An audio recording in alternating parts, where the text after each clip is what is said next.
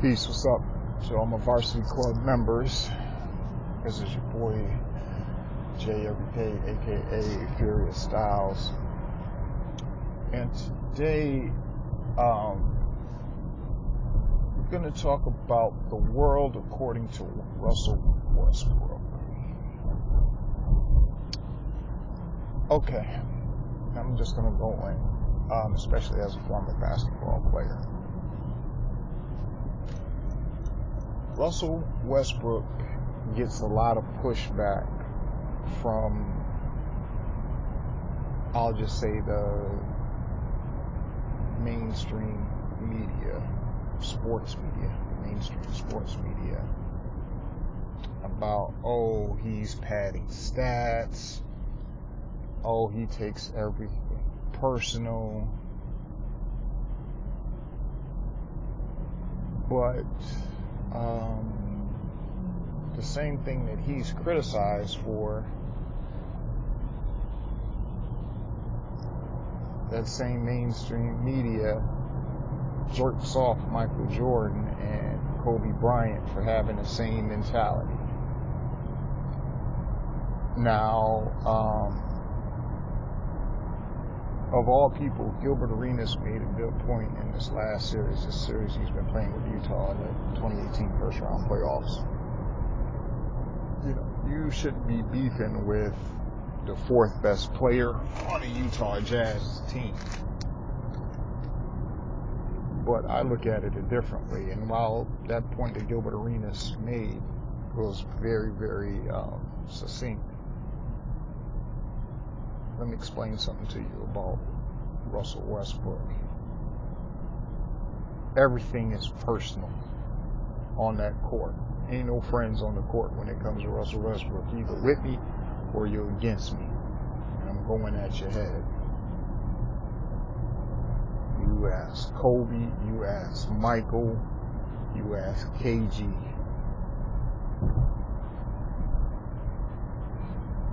I think those are maybe the three most, and even you ask Isaiah Thomas, and you ask them how they feel about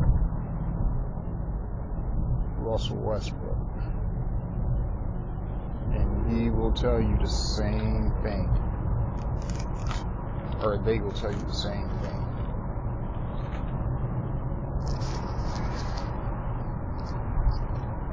You see, the media wants to have it both ways. See, you criticize LeBron for being a team player, making the right pass, trying to get other people involved. And sometimes LeBron is like, look, don't nobody else got no dog in them today. I have to take everything on my shoulders.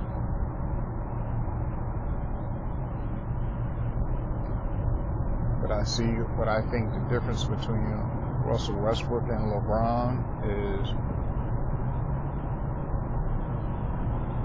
I think that Russell thinks if ain't nobody else gonna do it, then I have to do it. I'm not gonna be sitting out here fucking around and waiting for everybody else to get some dog or develop some dog in them.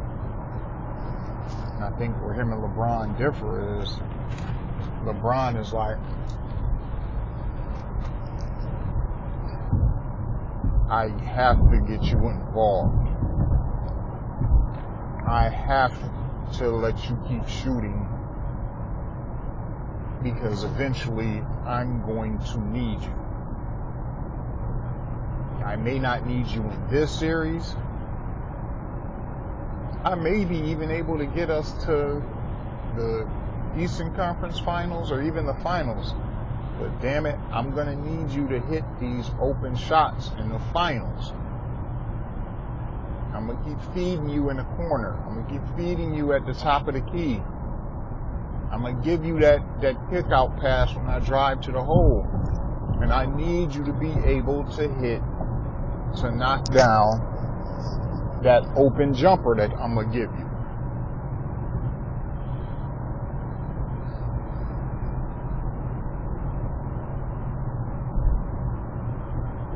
again, it's just a different mentality among basketball players. Because, see, I'm going to let everybody in on a little secret. Russel Westbrook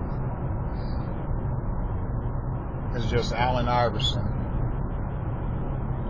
with 5 more inches.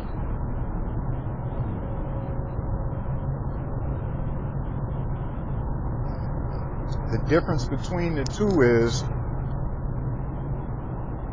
Allen Iverson never had a Durant and a James Harden with him that basically your franchise pissed away.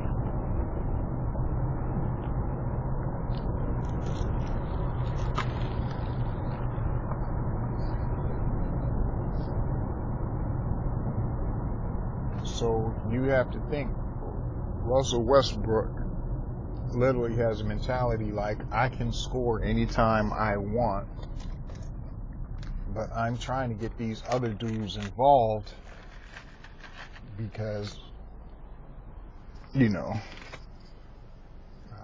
I may be able to get us past this round or the next round, but I'm going to need you against Golden State.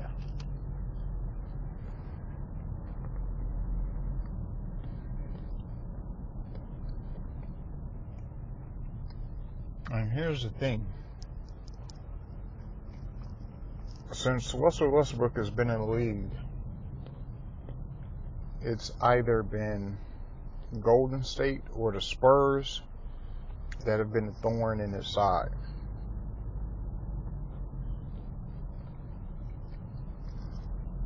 And let me go back to this whole Iverson and Westbrook comparison. Remember, I said Iverson and Westbrook is the same person, except Westbrook is just a Iverson with 5 inches and 30% more athletic. But I said the difference was Westbrook had Durant and Harden, while Iverson didn't.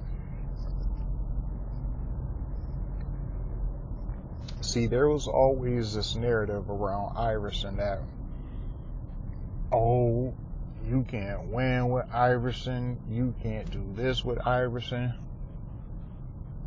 Iverson never had the pieces around him to legitimately make a run at a title, to legitimately contend with anybody for a title.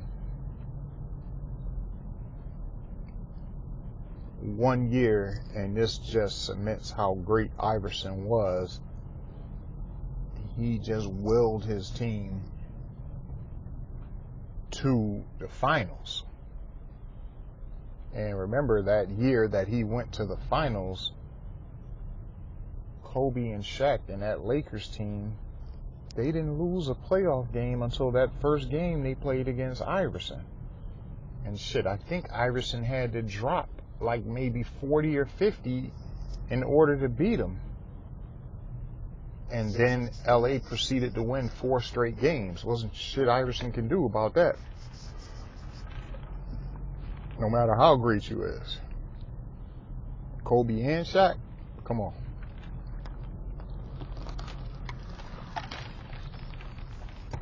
So let's get back to Westbrook. So he already went to the finals.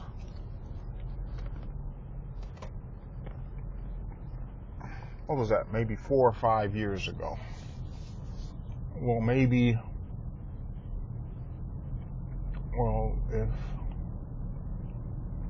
Maybe 5, maybe 6 years ago. I don't remember exactly how many years ago it was. Him and KD. And Harden. What does Oklahoma City do? Oklahoma City proceeds to let Harden walk. And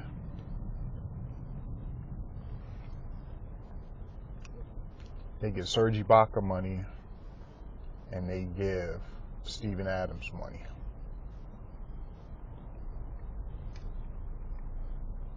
And see, this is a thing that everybody keeps thinking, that Durant leaving was because of his relationship with Westbrook. Playing with Westbrook is difficult, but I don't think that was the main reason why Durant left. I think Durant left is because he looked at Oklahoma serious and was like, yo, you're not serious about fucking winning. Now you let Harden just walk out the door. You let Harden walk out the door, then he just miraculously goes to Houston and he's averaging 30 points a game. That 30 points a game always has been there. What's the coach name that was there? Scott Pruitt, or not Scott Pruitt, whatever the hell his name is. He didn't just utilize it right. And they were young. So Durant probably looks at Golden State and was like, see what the difference is? That's the difference between somebody who wants to win and somebody who's like, the hell with it. Well, look what Golden State do. Look what Golden State does, excuse me. Klay Thompson, I'm going to give you $80 million. Draymond, I'm going to give you $80 million. Steph, I'm going to give you $200 million. That's an organization that's all in to win. So you can't tell me it's about money, because why the hell do you own a franchise if you, a sports franchise, you ain't willing to pay no fucking money to win the ultimate prize?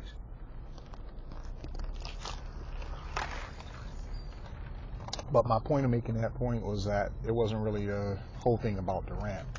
It was about the state of the Oklahoma City franchise.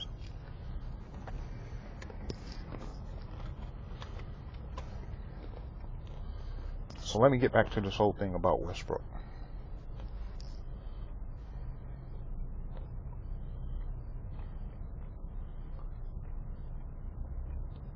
What Westbrook needs is somebody to play defense, somebody to open down open shots, and somebody that's willing to go to the hole, like a Paul George. You see what happened in the game last night. They were down in the series 3-1. It was a must-win game for them. They were down by 25 points in the third quarter.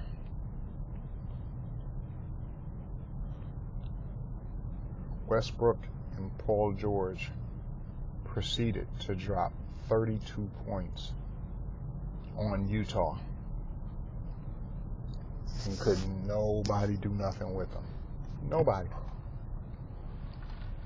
Nobody from the Utah team, I should say, rather.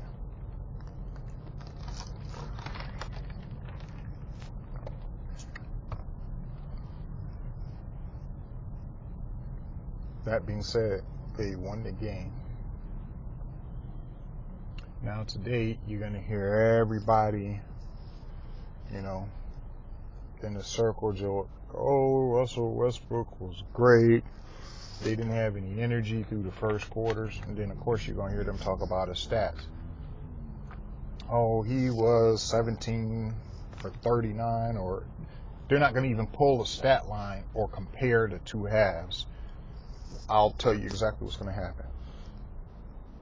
They're going to talk about the number of attempts.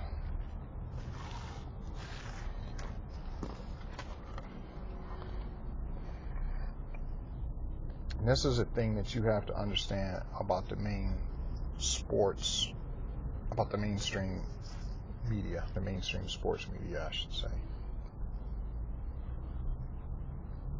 They have research departments and analytic departments that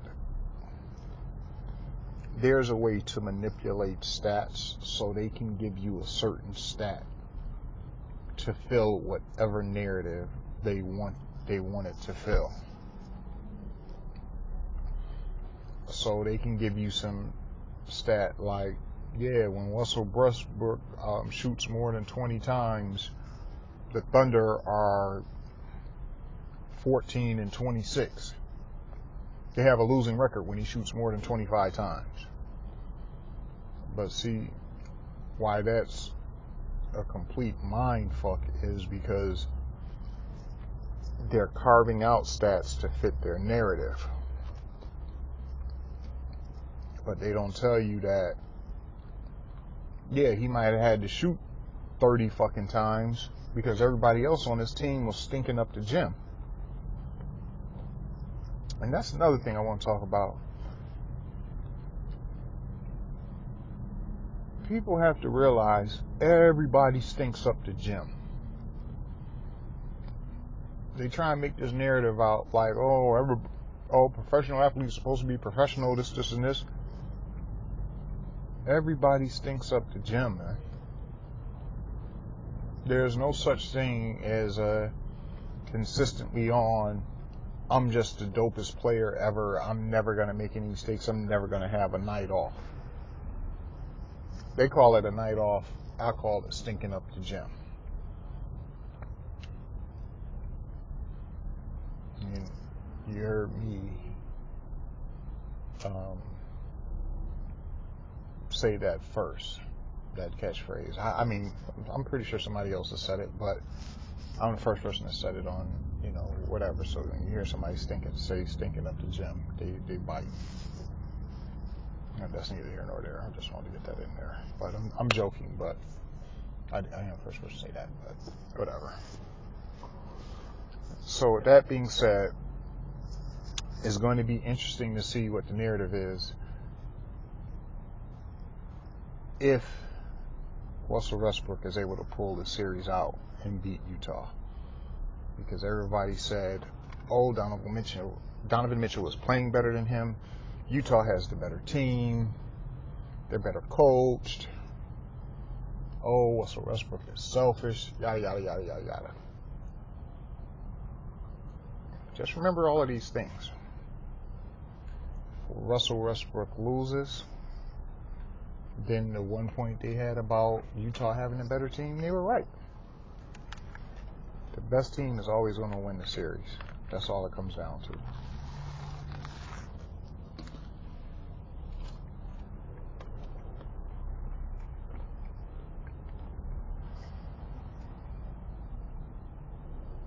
And let me just make this last point.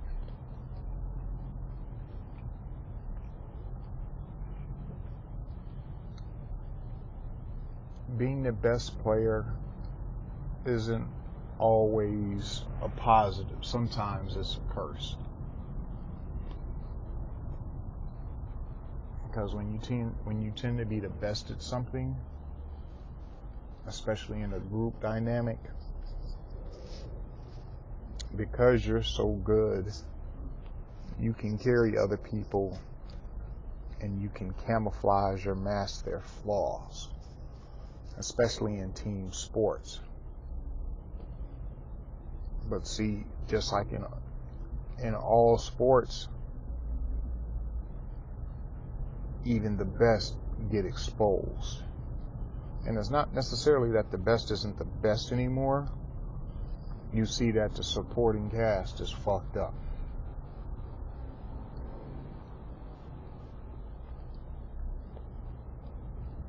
I can give you plenty of examples of that. Tom Brady in the Super Bowl this past year. LeBron with Cleveland and Indiana right now. That's where you see the best at their given profession, but because their surrounding cast is so shitty, they look fucked up.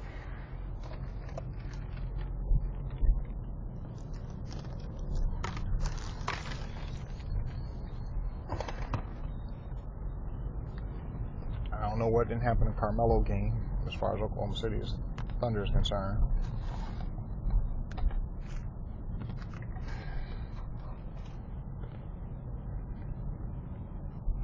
And to be perfectly honest with you,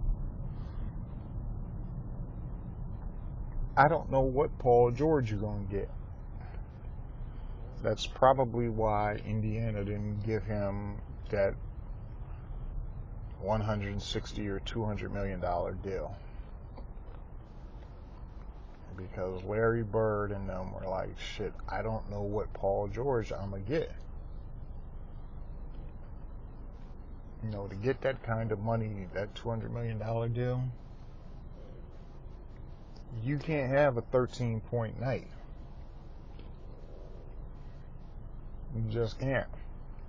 Asking for that kind of money.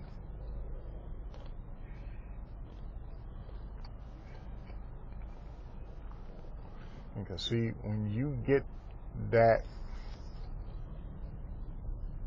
I say that life-changing money, you have to be consistent across the board.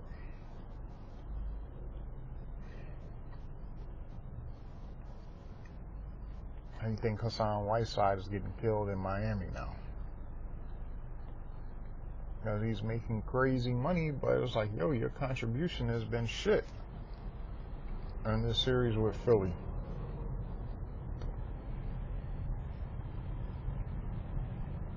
Not so much necessarily that he was supposed to be outplaying Embiid or whatever the case may be, but, you know, you're supposed to be putting in that work. This ties back to Russell because of the $200 million that Russell Westbrook got. See, Russell Westbrook doesn't have a choice, especially since Durant left and they let Harden go. Westbrook has to go in there every night and put that show on for them folks. For the fans, I should say, not them folks, but because he got paid all that damn money.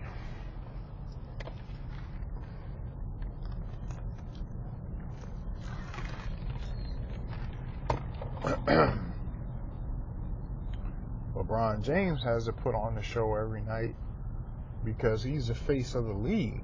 But he's been the face of the league the last 10 years. And to be honest with you, that shit is probably mentally wearing on him.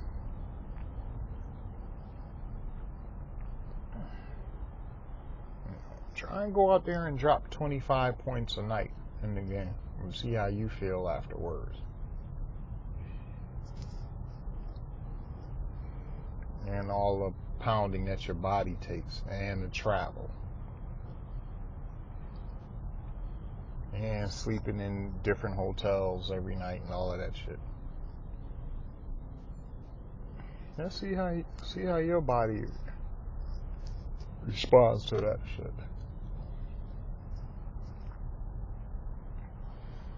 So when I hear people talk about Westbrook and say all the shit that they do about him, it's easy to criticize a man when you don't walk in his shoes. It's easy to talk about somebody's career in sports when you haven't had to put up with the amount of bullshit that he's had to put up with. And yes, some of it is partially self-inflicted. I'm not going to sit up here and just act like he's a complete angel or he didn't have a part in this shit. There's a percentage of it that's self-inflicted, but there's a lot that has to do with Durant letting Harden go in the direction of OKC overall as a franchise. And you can't put that all on Westbrook. So with that being said, that's my little post today for the world according to Russel Westbrook.